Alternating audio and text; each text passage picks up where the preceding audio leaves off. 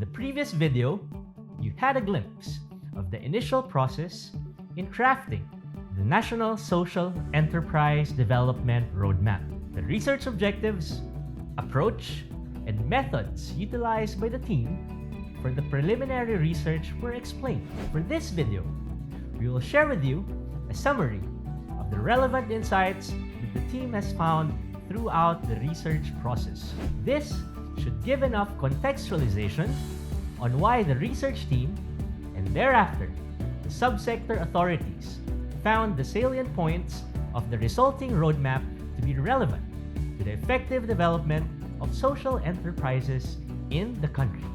Here to discuss some of the relevant insights, we have Rodmark Barriga, adjunct faculty for Bayan Academy and Ateneo Graduate School of Businesses, Master in Entrepreneurship for Social Enterprise Development, President of the Society for the Advancement of Professional Social Entrepreneurship, and co-founder and CEO of Palamigan Company, a social enterprise that aims to bring low-cost, cold chain solutions such as micro-ice plants to underserved and marginalized communities around the country.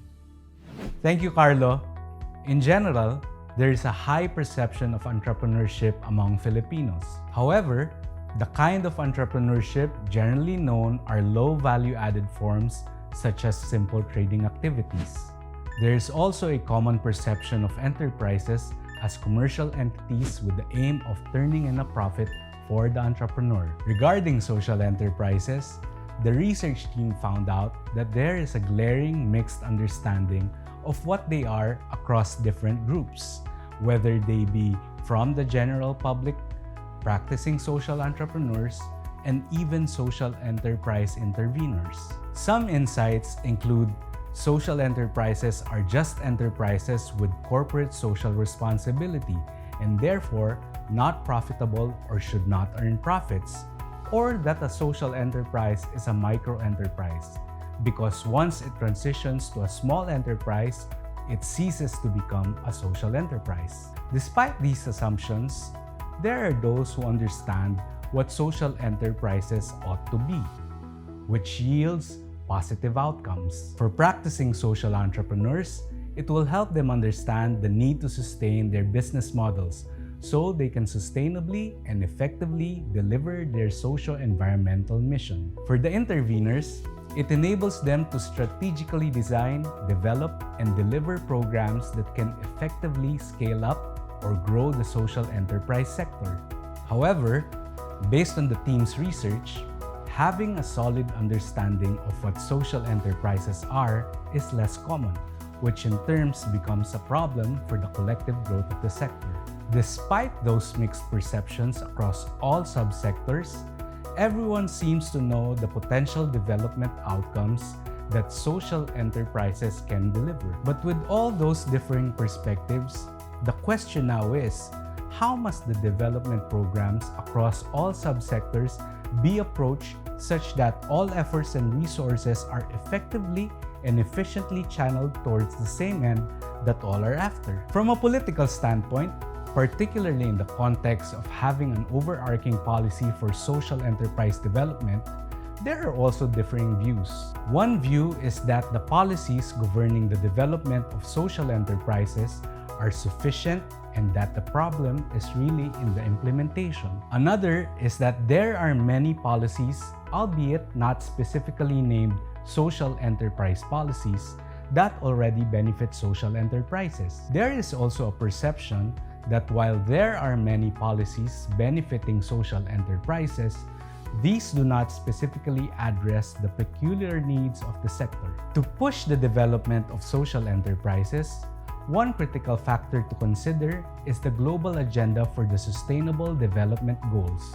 The 2019 Global Sustainable Development Report noted that with how the majority of the indicators have been moving, we would not be able to achieve the targets by 2030. It was suggested that in order to catch up, society has to scientifically, innovatively, and strategically approach efforts for the SDGs by addressing entry points that will have an impact on the whole rather than on a per SDG level.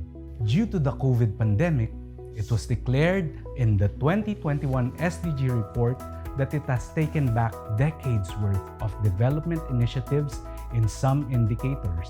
Considering the urgency that these developments on the SDGs show, this actually becomes an opportunity to collectively develop social enterprises as they are natural modalities for contributing to the SDGs. If social enterprise development is indeed a sustainability strategy that will be taken on by multiple subsectors that have nationwide networks, how can it be hastened?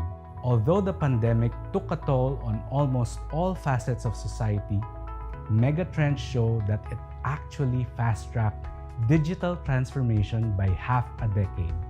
Technology in its different applications for various industries can therefore be used to scale up the sector's development. However, a 2018 study on the achievement of the SDGs in the Philippines provides that of all the SDGs measured for the country, it had the lowest rating on SDG 9, Industry, Innovation, and Infrastructure, because only 41% of Filipinos actually have access to internet connection. Although this finding indicates a huge threat from the perspective of the beneficiary communities who may be a part of the 59% with no internet access, this may actually be an opportunity for SE interveners who are most likely part of the 41% connected Filipinos. Digital transformation can therefore still be used to fast-track the professionalization of the sector's interveners.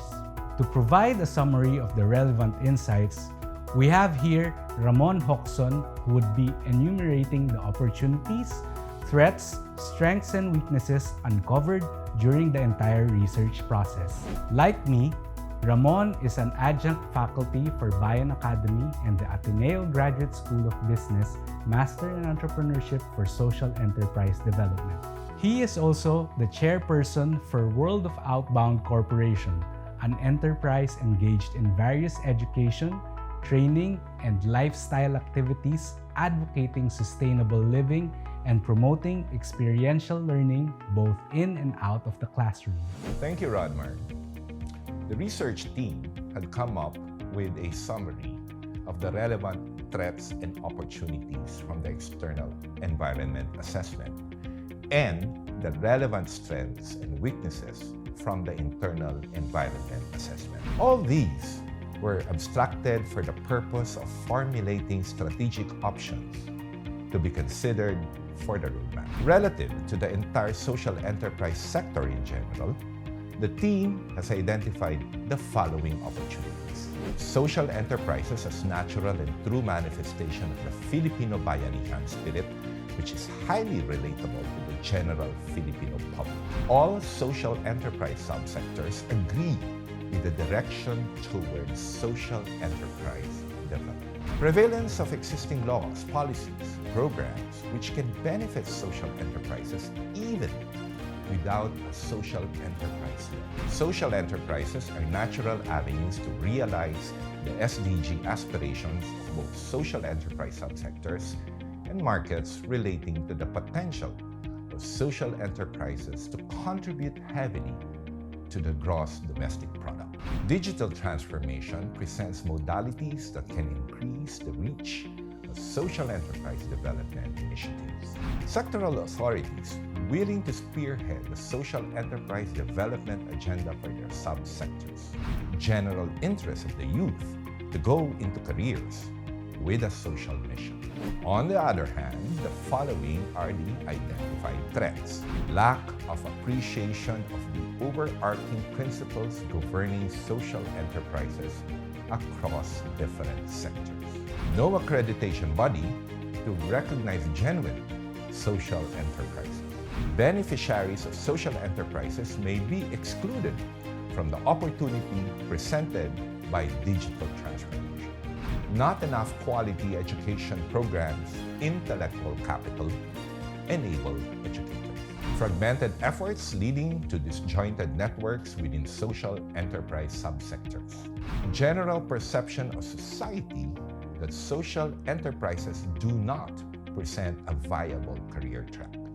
Mismatch between the available supply of funding and how it can be harnessed by the social enterprise demand. Moving on, we have the strengths and weaknesses of social enterprise sector interveners across all subsectors. For the strengths, we have the following: strong alignment of social enterprises' potential socio-environmental outcomes, and SDG contribution with core organizational mandates of stakeholders across sectors. Hence, stakeholders' strong willingness to be part of a national agenda.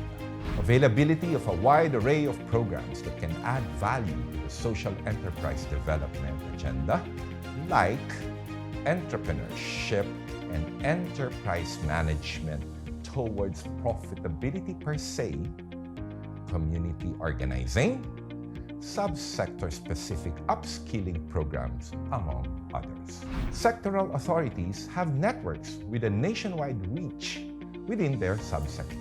Sectoral authorities all have existing education mandates for their respective subsectors. Magnitude of experts and educators across all subsectors who can be capacitated and mobilized for a unified social enterprise development education agenda.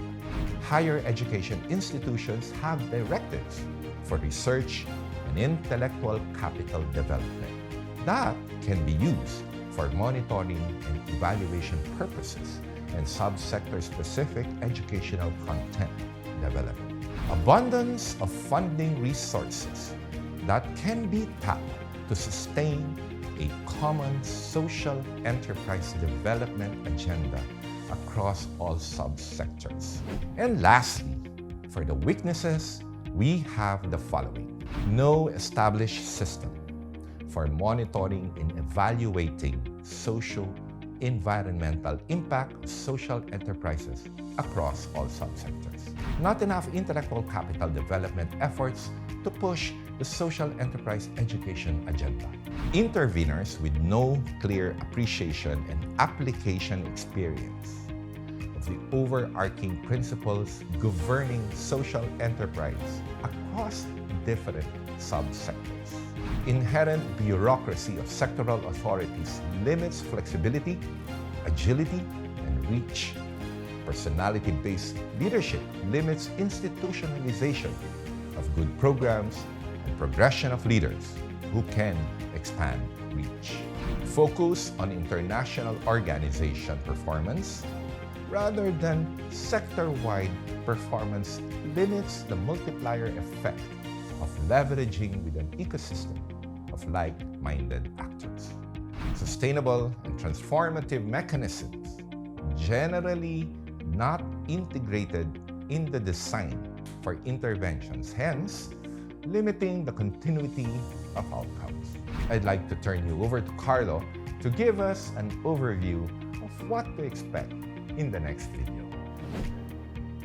Thank you, Rodmark and Ramon, for discussing the relevant insights from the research, as well as the relevant opportunities, threats, strengths, and weaknesses. Now that we've discussed all of those, moving on to the last part of this video series, we will talk more about the National Social Enterprise Development Roadmap, where you'll get to know its vision, mission, objectives, key result areas, performance indicators, strategies, and action programs that will guide the Filipino social enterprise sector stakeholders.